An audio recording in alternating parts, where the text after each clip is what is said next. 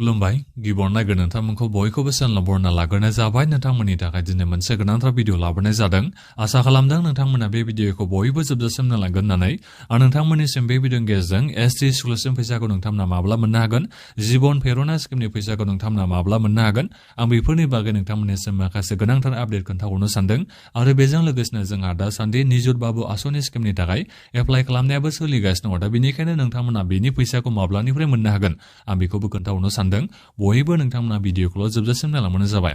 नोंथांमोना आंनिसिम गोबांनो सोंहरबाय थायो आरो नैबे एनएसपिनि एसटि स्कलारशिप फैसाखौ माब्ला मोननो हाबावगोन होननानै दाथ' नोंथांमोना स्टेटासाव नायोबा बेखौबो सोरबा सोरबा नुबाय जानांगौ पेमेन्ट अलरेडि सेन्ड होननानैसो जोंहा बेबायदि देखायबावबाय आरो स्टेटासाव दा बेनिखायनो आं बेफोरनि बागै नोंथांमोननिसिम आबुङै खोन्थाहरनो सानदों बयबो नोंथांमोना भिडिअखौल' जोबजासिम नायलांबानो जाबाय दा बेनिफ्राय आंनि नोंथांमोननिसिम मोनसे गिबियावनो खावलायग्रोनाय थाग्रोबाय नोंथांमोना गासिबो अननानै चेनेलखौ साबस्क्राइब खालामना लाग्रोलायनानै जाहाथे नोंथांमोना बेबादिनो भिडिअखौ नैबे चेनेलनि गेजेरजों मोननो हायो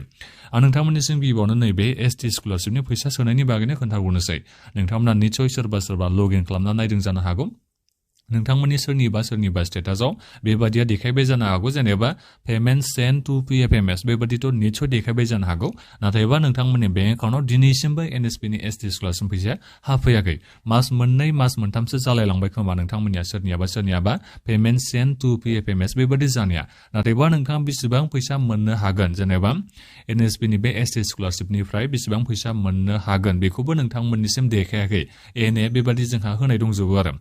नाथायबा बे पेमेन्ट सेन्ड टु पिएफएमएसआथ' जाबाय नाथायबा बेसेबां फैसा मोननो हागोन बेखौ देखायाखै जोबोद बेयो मोनसे साननो गोनां बाथ्रा सिगाङाव बेबादि जायामोन जेनेबा नोंथाङा बेसेबां फैसा मोननो हागोन बेखौ जोंहा पिएफएमएसआव देखायोमोन दाथ' बेबादि देखायबावलासो मात्र पेमेन्ट सेन्ड टु पिएफएमएस बेबादिल' जाबाय आरो ओरैबादि फाल्थु जालांबाय जोंनि नैबे सिस्टेम आरो एनएसपिनि नैबे एसटि स्कलारशिपनि बेलायाव ओरैबादि फाल्थु जाबाय होननानै बेखौ बुंनो नांगोन आरो ओरैबादि दाय जाबावबायसो आरो माने फैसायानो बेंक एकाउन्टआव हाबफैयाखै अब्लाबो बेहाय स्टेटासाव देखायबाय पेमेन्ट अलरेडि सेन्ड होननानै नाथायबा फैसायानो बेंक एकाउन्टआव हाबफैयाखै आरो दा बे माबादि जाखो जेनेबा हमनोनो हायासै आं बिनि बागै गोबां इनकुवेरि आं खालामदोंमोन गोबां आङो नायबिजिरदोंमोन नाथायबा जेबो आं दासिमाव मिथिना मोननो हानाय जायाखै मानि थाखाय स्टेटासाव पेमेन्ट अलरेडि सेन्ड जाखो जेराव फैसायानो बेंक एकाउन्टआव हाबफैयाखैबा अब्ला मानि थाखाय बेबायदि स्टेटास देखायखो आं बेखौ एसे माने बिजिरना नायदोंमोन आरो नाथायबा दिनैसिमाव आं बिनि बागै जेबो आपडेट मोननो हायाखै दा बेनिखायनो आं नोंथांमोननिसिम बे भिडिअनि गेजेरजों बेखौ बुंहरनाय जाबाय दै नोंथांमोना आंनिसिम गोबांनो बेखौ बुंहरबाय थादों जेनेबा पेमेन्ट सेन्ड टु पिएफएमएस आंनाथ' बेबायदि देखायबाय नाथायबा फैसाया बेसेबां हाबगोन बिनि बागै जेबो लिराखै आरो फैसाया दिनैसिमबो हाबफैयाखै होनना नोंथांमोना गोबां बुंहरबाय थानायखाय आं बेखौ नोंथांमोननिसिम बे भिडिअनि गेजेरजों बुंहरनाय जाबाय जोंनि नैबे एसटि स्कलारशिपनि फैसा सोनायनि बेलायाव हले जोबोद फाल्थु जाबाय होननानै बेखौ नोंथांमोननिसिम सिदा बुंनो थाङो सिगांनिफ्रायनो नोंथांमोना फैसाखौ मोननो हायाखैनो सोरबा जेनेबा 2022-23 एकाडेमिक सिजननि फैसाखौबो नोंथांमोना मोननो हायाखैनो 23-24 एकाडेमिक सिजननि फैसाखौ नोंथांमोना मोननो हायाखैनो 24-25 एकाडेमिक सिजननि फैसाखौ नोंथांमोना प्रि मेट्रिकआनो जा पस्ट मेट्रिकआनो जा फ्रेशआनो जा रिनुवेलानो जा बिनि फैसाखौ नोंथांमोना गोबाङानो मोननो हायाखै होनना नोंथांमोना बुंहरो आरो बेनिफ्राय सोरबाथ' नोंथांमोना थार्ड क्लास मोनखाबाय आरो जेनेबा एप्लाइ खालामनाय समावल' नोंथांमोना खालामो नाथायबा फैसाखौ मोननो हाया आरो जोबोद फाल्थु जाबाय होननानै आं बेखौ नोंथांमोननिसिम बुंहरो अब्लाबो आं नोंथांमोननिसिम बेखौनो बुंहरबाय जायफोर नोंथांमोना एप्लाइ खालामना दोनदोंबा नोंथांमोना मास मोननै समखौ नेबावबानो जाबाय नैबे जानुवारि फेब्रुवारि माससिमहालागै नोंथांमोना नेदो जायखिजाया आसामनि एमएलएनि एमसिसि नांनायसिमखौ नोंथांमोना नेबानो जाबाय एमसिसि नांबाथ' आरो बहा नैबे आसाम सरकारा एसटि स्कलारशिप फैसाखौ सोबावनो बेखौ नोंथांमोना आसा खम लादो इलेक्सननि उनावसो नोंथांमोना आसाखौ लानो हागोन जुदि एमसिसि नांनायनि सिगाङावनो आसाम सरकारा नोंथांमोननिसिम एसटि स्कलारशिप फैसाखौ सोना हराबा दा बिनिफ्राय सोरबा नोंथांमोना जोबोद लाखिबो एसटि स्कलारशिप फैसाखौ नोंथांमोना बोसोरफ्रोमबो मोनबाय थानो हादोंबो बेबादिबो दङ सोरबा बेबादिनो 40,000 गाहाम मोनो सोरबा 12,000 बेबादि फैसा मोननो हायो आरो दा आं नोंथांमोननिसिम बेखौनो बुंहरनाय जाबाय दायो जोंहा सिस्टेमा ओरैबायदि गाज्रि जाबाय होननानै बेखौ बुंनो नांगोन एसटि स्कलारशिपनि बेलायाव जेनेबा दाथ' जोंहा आसाम सरकार गोदान नोंथांमोननिसिम स्किम लाबोदों नालाय जिबन प्रेरणायानो जा निजुत बाबुआनो जा बायदि नोंथांमोननिसिम स्कलारशिप लाबोदों फरायबाय थानाय नोंथांमोननि थाखाय दा बिनिखायनो हयथ'बा बिथांमोना नैबे एसटि डिपार्टमेन्टनो एबा एसटि स्कलारशिपनि जा फान्ड होनांगौ जेनेबा फैसा सोहरनो थाखाय दा बेफोर फान्डफोरखौ जोबोद खम खालामना होबाय बायदिखौ आं मोनदों आरो दा बेनिखायनो जोबोद फाल्थुनिफ्राय फाल्थु जाबाय आरो नैबे एसटि स्कलारशिप फैसा सोनायनि बेलायाव दा बेनिखायनो जायफोर नोंथांमोना जिबन प्रेरणा स्किमनि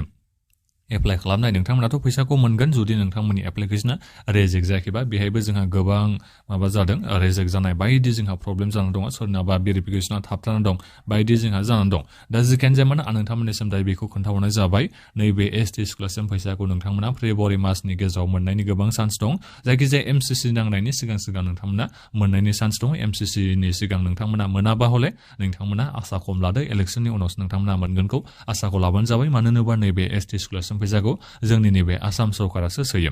दा बिनिफ्राय फैदो नैबे जिबन प्रेरणा स्किमनि फैसाखौ नोंथांमोना माब्ला मोननो हागोन फेब्रुवारिनि 1 थारिखआव जोंहा डेटआथ' होनाय दङ दा बेनिखायनो फेब्रुवारिनि 1 थारिखआव नोंथांमोना जिबन प्रेरणा स्किमनि फैसाखौ मोनलांसिगोन नोंथांमोना बेखौ आसाखौ लाबानो जाबाय नोंथांमोना 2500 करि फैसा मोननो हागोन दा बेखौ बोसोरसेनि थाखायथ' होनदों नाथायबा 10 मासनि थाखायल'सो नोंथांमोना मोनगोन बायदि आरो दा जेखियानो जाया मानो नोंथांमोना खै माससिम मोनलाङो नोंथांमोननि सायाव बे सोनारसिगोन जायखिजाया फेब्रुवारिनि 1 थारिखनिफ्राय नोंथांमोना जिबन प्रेरणा स्किमनि फैसाखौ मोननायनि जोंहा डेटआ होनाय दङ दा बिनिफ्राय बिदिनो बे निजुत बाबु आसनि स्किमनि जाय स्किमनि जोंहा एप्लाइ खालामनो सोलिगासिनो दङ नोंथांमोना फर्मखौथ' बयबो मोनखाजोब्बाय जानांगौ फर्मखौथ' नोंथांमोना गुगोलाव सार्च खालामबानो मोननो हागोन फर्मा जायखिजाया नेटनिफ्राय मोनबाबो जायो बेखौ डाउनलड खालामनानै प्रिन्ट आउट खालामनानै नोंथांमोना साबमिट खालामना होबानो जाबाय दा बिनिफ्राय लास्ट डेटआ माब्ला दा बेखौ आं मिथिना मोननो हानाय जायाखै लास्ट डेट बेबादिथ' होनाय गैया दा जेखियानो जाया मानो बे मास मोनसेसो समाथ' नोंथांमोननिसिम होखागोनखा एप्लाइ खालामनो थाखाय मास मोनसे नङाबाबो जायखिजाया